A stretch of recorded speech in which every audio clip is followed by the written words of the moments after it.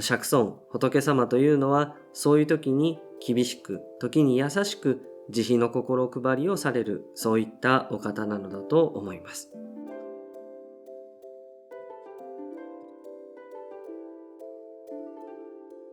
はい、皆様こんにちは。法華経の話第59回です。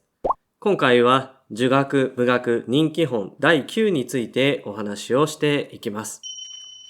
この儒学部学人気本第9はとても文章量として短い章になります。またこの儒学部学人気本で法華経の内容の一つの区切りになりますので、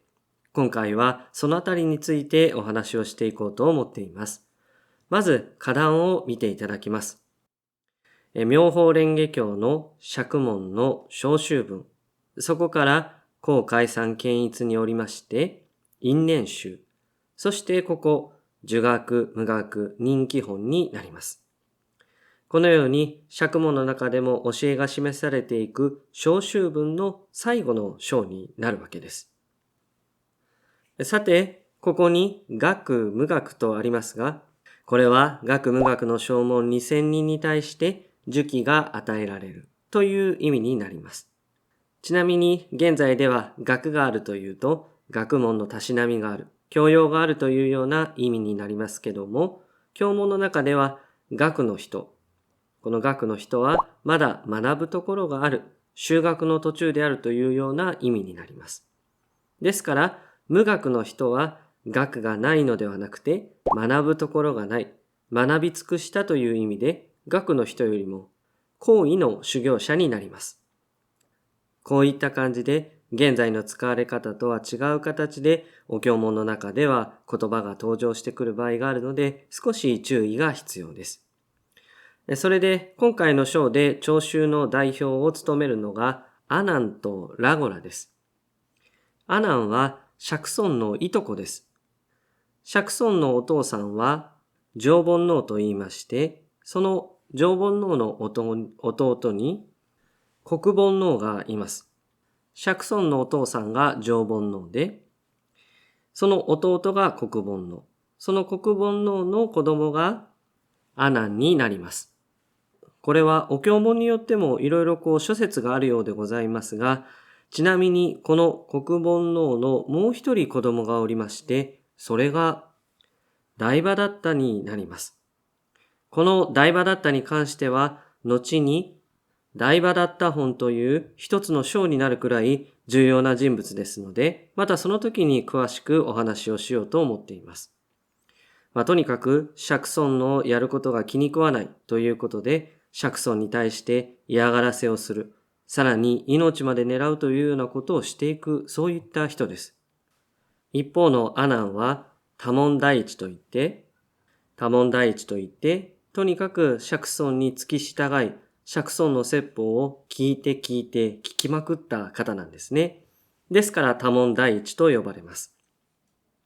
お経は、ほとんどのお経は、尿税ガーモンと始まりますが、このように尿税ガーモンと始まるんですが、この我というのは阿難のことであるとされるわけです。詳しくは法華経の話第9回でいろいろとお話をさせていただいておりますので、そちらをご覧いただければと思います。大婆と阿難の関係性というのは不思議なものですね。少しずつボタンを掛け違えてしまうことで、それぞれの人生っていうのは大きく変わっていくものなのかなというふうに思っております。それから、ラゴラは釈尊の息子になります。皆様もご存知だと思いますが、釈尊はもともと一国の王子様でした。結婚もして子供もいたんですね。しかしその生活に真の救済を見出せることができず、出家して仏道を歩むことになります。その時の子供がラゴラで、後に出家して釈尊の下で修行をします。ちなみにラゴラの母、釈尊の元の妻ですね、はヤシュダラと言います。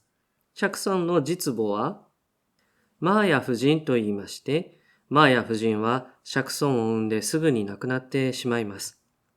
そのためにマーヤ夫人の妹さんが釈尊を育てるんですね。釈尊からすると義理のお母さんになりますが、マカハジャハダイと言ったり、または共同身とも言ったりします。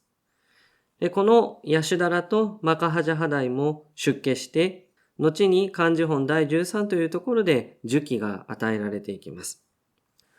釈尊のご生涯に触れると大変話が長くなってしまうのですが、これはまたお話をした方がよろしいでしょうか。皆様よくご存知かと思うのですが、もしご希望があれば、一度釈尊のご生涯についてもお話をしてみたいと思っております。では、本文に入っていきましょう。その時にアラン、ラゴラ、しかもこの念をなさく。我は常に自ら私有すらく。もし寿記を得ば、また心からずや。その時にアランとラゴラは次のように思いました。私たちはいつもこう考えている。もしも将来必ず仏になるという保証を授けてくだされたなら、どんなにか心よいことであろうかと。こう始まるんですね。アナンとラゴラは釈尊に寿記を願い出るわけです。その様子を見ていた他の2000の聴衆たちも同じように釈尊に寿記を願い出ていきます。もうここまで来て釈尊も何もためらうことはありませんので、早速順番に寿記を与えていくんですね。アナンは三界へ自在通王如来となるであろうと。こういう寿記を与えられます。素晴らしい名前ですね。アナンは寿記を与えられ、過去からの釈尊との因縁を思い出し、この法華経を授持していくということを誓っていくわけですね。次に、ラゴラは、当七宝家如来という寿記が与えられます。そして、2000の聴衆たちには、法相如来という寿記が与えられます。そして、アナンを含め聴衆たちは、仏の寿記を聞いて、予約歓喜して、踊り上がって喜ぶわけですね。そして、世尊は絵の灯明なり、我は寿記の御声を聞き立て祭りて、心に歓喜の10万せり、甘露をもって注がれるがごとしと。世尊は闇を明るく知恵そのものでございます。私たちは世尊が成仏を保証されるお声を聞いて、心が喜びに満ち溢れ、それはあたかも、それを飲めば不死を得るという甘露を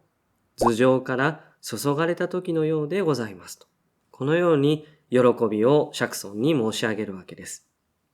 甘いものが好きな方は共感されると思いますが、甘いものを食べると本当に幸せな気持ちになりますね。私も甘いものが好きです。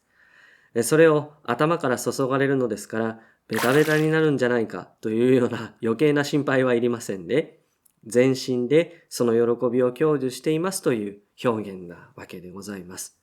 このアナンやラゴラや2000人の聴衆たちの喜びがとても現れたお経文だなというふうに思います。これで儒学無学人気本は終わります。このアナンやラゴラや、先ほどできてきましたヤシュダラたちが割と順番で言えば最後の方に受記をされたというのは釈尊に特別な意図があったわけではないと言われています。釈尊の身内ですね。親戚などそういった人たちにそういった人たちの受記が最後の方になったというのは、これは特別な意図があったわけではないとされるんですね。自分の親族を優先するようなこともないし、逆に遠ざけるようなこともないわけです。それぞれの既婚に合わせて順に受記をしていった結果、こういった順番になったんであろうというわけですね。とはいえ、多少の気遣いはあったと思います。もし第一番に受記が与えられるということになれば、釈尊に特別な意図はなかったにしろ、いろいろうがったことを周りから思われるというようなことになりかねません。そうすると不幸なのは釈尊より阿難たちなんですね。そういう意味で阿難たちを守るための心配りがあったのかもしれません。これは実際にはわかりません。釈尊の10代弟子にウバリという人がいます。この人は戒律に精通しているので、自立第一と呼ばれる方なんですね。このウバリは当時の社会階層から言うととても低い地位の出身です。このウバリが他の出家者と並んで座っていくときに、釈尊がちゃんと出家した順番で座りなさいと言って、当時の社会階層の通念を持ち込ませないという計らいをした、そういった話が残っております。出身によって並ぶ順番が決まるのではなくて、あくまで出家した順番で並びなさいということですね。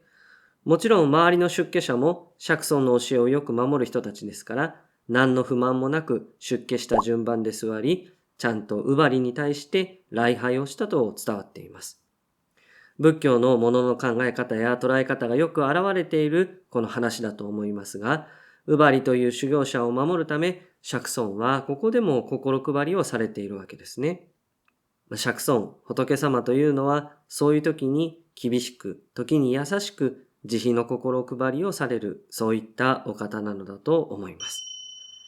さて、冒頭にも述べましたが、これで法華経の内容の一つの区切りになるところまでお話をしてきました。この儒学無学人気本までのテーマは、二乗差仏という教えです。それまで、要不成仏、長く成仏できないと断じられた二乗の人たちを何とか仏にしてあげなければいけないということで、この法華経の教えが示されていきます。では、二乗だけを成仏させればよいかというと、そういうことではありません。もし、二乗だけが成仏できる教えを説いてしまっては、今度は二乗以外の人がまた成仏できないという状況を作ってしまいます。ですから、二乗を含むありとあらゆる生命が救われる教えを説いていかなければいけないわけです。まず示されたのが、諸法実相です。どんな生命にも諸法の、どんな生命ですね。諸法の実相があるということです。道に転がる石にも空気にも、もちろん私たちのような人間や動物草木にも諸法の実相があるということですね。